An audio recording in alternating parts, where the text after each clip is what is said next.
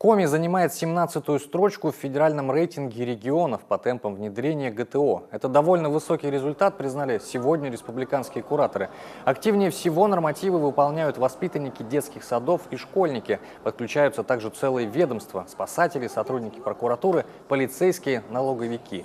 В Коми в нормативы укладывается около 40% участников. Правда, с этого года требования ужесточили.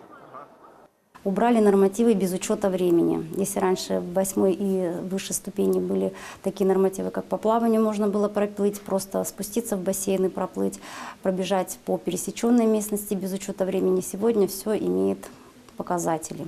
Поэтому, конечно, выполнять нормативы стало сложнее, но наше население активно включилось в этот процесс подготовки.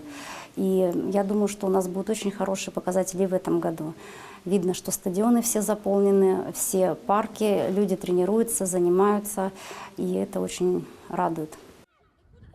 В начале мая в Сыктывкаре прошел региональный этап летнего фестиваля ГТО, в котором приняли участие команды 13 муниципалитетов.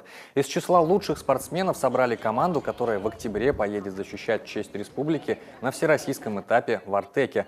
Наш регион представят 4 мальчика и 4 девочки.